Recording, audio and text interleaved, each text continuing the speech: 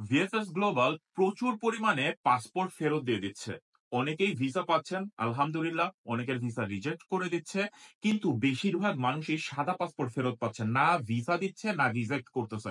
এখন আপনারা কি করবেন? একটা গ্রুপ বলতেছে আপনারা ওয়েট করেন, কিছুদিন পরে আপনাদেরকে ডেকে নিয়ে আপনাদেরকে ভিসা দিবে অথবা রিজেক্ট করে দিবে। আর একটা গ্রুপ বলতেছে আপনাদের মূল অবস্থা ভুয়া ছিল, কিছুই করার নাই, আপনারা টাকা তুলে ফেলেন। এখন আপনারা আছেন দ্বিধাদ্বন্দ্বের মধ্যে, কি করবেন আপনারা?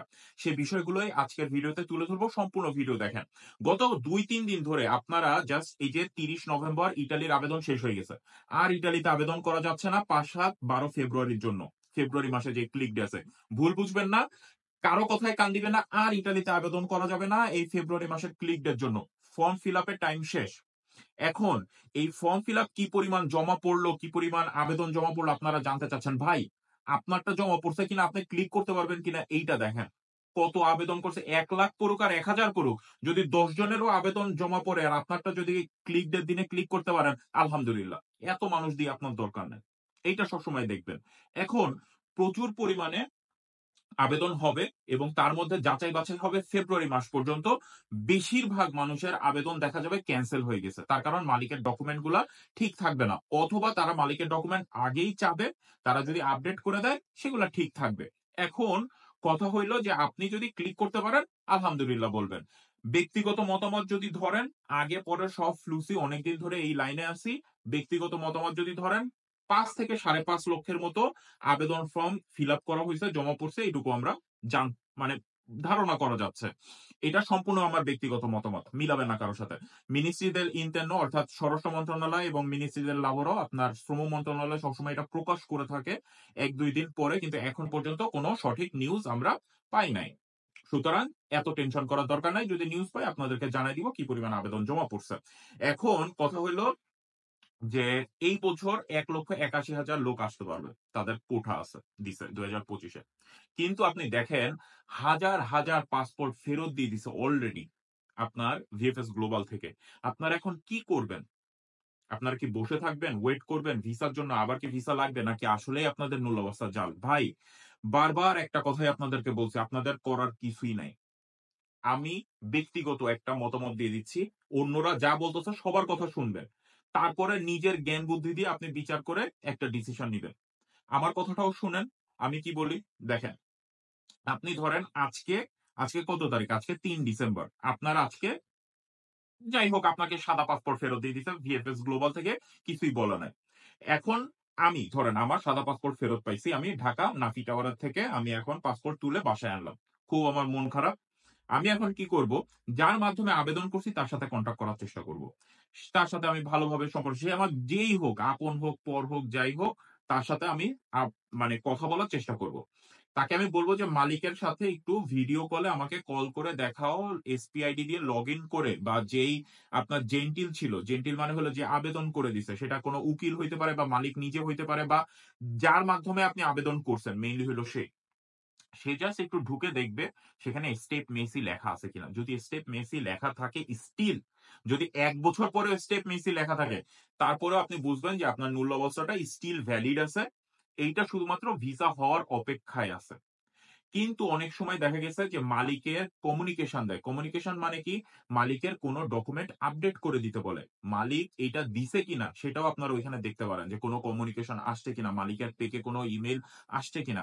এগুলা যদি না এসে থাকে, তাহলে একটাই আপনাদের করণীয়। স্টেপ মেসি লেখা আছে, কোন একজন উকিলের সহায়তা নিয়ে আপনার জন্য যে আবেদন করছে সে অথবা মালিক নিজে, তার অত্র অঞ্চলের যে প্রেফেক্টুর আছে, সিটি রেজিস্ট্রেশন অফিস, পৌরসভা, যাই বলি না কেন, সেইখানে একটু যেতে বলেন। গিয়ে শুধু বলেন যে এই মানুষটাকে আমি এখনো চাই। যদি প্রেফেক্টুরা থেকে বলে যে আপনি যদি চান তাহলে আমাদেরকে একটা সই দেন, একটা ডকুমেন্ট নিয়ে আসেন, একটা ডিক্লারেশন ফর্ম আমাদেরকে দেন যে এই লোকটা আসলে আপনি তাকে কাজ দিবেন। সে যাতে ইতালি থেকে পলায় অন্য কোনো দেশে না চলে যায়, এখানে এসে যাতে অ্যাজাইলাম ক্লেম না করে, এখানে আসার পরে সে থাকতে পারবে, আপনার আন্ডারে কাজ করবে, এরকম একটা ডিক্লারেশন দেন। যদি সেই মালিক সেটা দিয়ে দেয়, আপনার ভিসা ঠেকায় কে? ইনশাল্লাহ আপনার ভিসা হবে, ইনশাল্লাহ। এখন গত কয়েকদিন আমরা দেখেছি হঠাৎ করে 2024-23 অনেকের ভিসা হয়েছে এরকম। পাসপোর্ট ফেরত পাইছে, ভিসা পেয়ে গেছে। তাদের ম্যাক্সিমাম যাদের সাথে আমি কথা বলেছি, 2-1 জনের সাথে পরিচয় হয়েছে, তাদের একই কথা যে আমার মালিক সরাসরি গেছিল, আমার মালিক উকিল নিয়ে গেছিল, এইখানে তাদের প্রেফেক্টুরাতে কথা বলছে, আমাকে 2 দিন, 5 দিন, 1 সপ্তাহ, 10 দিন পরে ডেকে নিয়ে আমাকে ভিসা দিছে। এখন আপনার মধ্যস্থতাকারী আপনার মালিকের সাথে আপনি যদি কন্টাক্ট করতে না পারেন, তারা যদি আপনাদেরকে সহায়তা না করে, মেক্সিমাম সবাই আপনাদেরকে বলছে ১ সপ্তাহ ২ সপ্তাহ দেখেন। মেক্সিমাম আপনি ধরেন ১ থেকে ১.৫ মাস দেখতে পারেন। এখন ধরেন ডিসেম্বর মাস চলতেছে। ডিসেম্বর মাসের ২০ তারিখ থেকে ছুটি শুরু হয়ে যাবে। আপনি জানুয়ারি মাসের ১৫ থেকে ২০ তারিখ পর্যন্ত ধরে নেন। আজকে আপনি যদি আপনার পাসপোর্ট ফেরত পান, আজকের দিন থেকে আপনি জানুয়ারির ১৫ থেকে ২০ তারিখ পর্যন্ত ওয়েট করেন। এর মধ্যে যদি আপনার মালিক, আপনার মধ্যস্থতাকারী আপনাকে হেল্প না করে, আপনাকে যদি সবকিছু না দেখায় এবং মালিক যদি এইখান থেকে প্রেফেক্টুরাতে গিয়ে আপনাদের জন্য রিকোয়েস্ট না করে, ডিক্লারেশন ফর্ম যদি সাইন না করে, তাহলে আপনার ভিসা হওয়ার চান্স খুবই, খুবই, খুবই নগণ্য।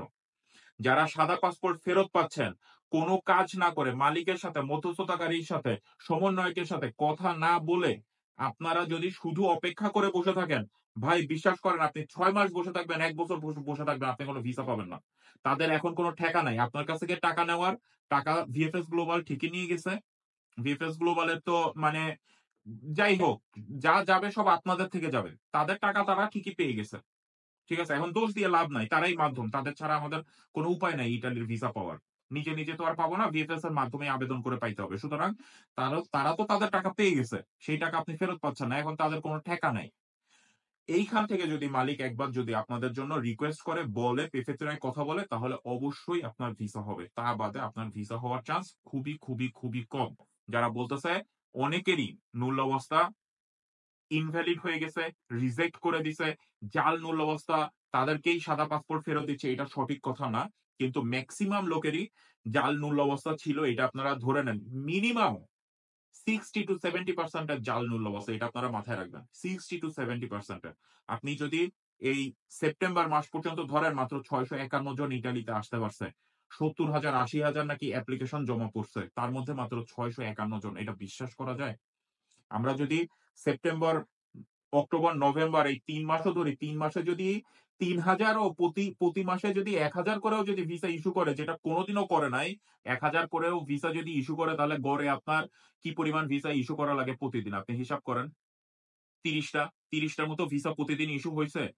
আমার মনে হয় না। তারপরে যাই হোক, ওইটা আমাদের হিসাবের বাইরে। যদি ৩০ টাও না হয়, আমাদের তো মিনিমাম আপনি দেখেন ২০২৩ সালে ১৬,০০০ মানুষ আসতে পারছে। তাহলে সেই তুলনায় ২০২৪ এ তো হিসাবে বেশি মানুষ আসার কথা। যদি তার অর্ধেকও আসে, ৮,০০০ মানুষ কি আসবে এই ৩ মাসে? ৮,০০০ মানুষের ভিসা হয়ে গেছে এই ৩ মাসে? মনে তো হয় না। যাই হোক, এত হিসাব কিতাবের আমাদের দরকার নাই। একটাই কথা এখন যে, আপনার মধ্যস্থতাকারীর সাথে কনট্যাক্ট করেন, মালিকের সাথে কনট্যাক্ট করেন। যদি তারা আপনাকে হেল্প করে, আলহামদুলিল্লাহ। যদি হেল্প না করে, জানুয়ারি ওই ফেব্রুয়ারির মধ্যেখানে, মানে ফেব্রুয়ারি শুরু হওয়ার আগ থেকে আপনারা টাকা তুলে নেওয়ার চেষ্টা করেন। মানে মেক্সিমাম ১ থেকে ১.৫ মাস দেখেন। ১-১.৫ মাসের মধ্যে যদি কোন ফয়সালা না পান ভিএফএস গ্লোবাল থেকে, মধ্যস্থতাকারীর সাথে টাকা তুলে নেওয়ার ব্যবস্থা করেন। ঠিক আছে? দালাল যতই আপনারে ওই ঘুরাক না কেন, কান দিয়েন না। হবে না। সোজা সাপটা কথা, হবে না। ঠিক আছে? মালিক যদি হেল্প না করে, হবে না। এখন টাকা উঠায় অন্য দেশের জন্য চেষ্টা করেন। বাংলাদেশে অনেক এম্বাসি আসতেছে, অনেক কনসুলার টিম আসতেছে। সেইসব দেশের জন্য চেষ্টা করেন। ইনশাআল্লাহ। একবার যদি ঢুকতে পারেন, ব্যবস্থা একটা হয়ে যাবে ইউরোপে। যাই হোক, ভালো থাকবেন সবাই। আজকে ভিডিও একেবারে শেষের দিকে এসে একটু গোলমেলে হয়ে গেছে। তার কারণ মানে কষ্টের কথা কি বলবো? আপনাদের সাথে কাজ করতে, করতে আপনাদের যেই কষ্ট, আপনাদের যেই দুর্দশা, আপনারা কি পরিমাণ প্রতারিত হন, এতে আমাদেরও জ্বলে, ঠিক আছে? আমরাও কষ্ট পাই। তার কারণ আমরা উদ্ধার করতে চাই আপনাদেরকে, কিন্তু কোন উপায় পাই না। উদ্ধার করতে গেলে আমাদের নিজেদেরকেও অনেক খারাপ লোকের সাথে মিশে খারাপ কাজ করতে হবে। যাই হোক, সেগুলা কথা না। এগুলা আপনারা অনেকেই বুঝবেন না। আপনাদের নিয়ে কাজ করতে গেলে অনেক সমস্যার সম্মুখীন হইতে হয়। Facebook এর পেজটা পুরাই রেস্ট্রিক্টেড। Facebook এর কোন কিছুই করতে পারি না।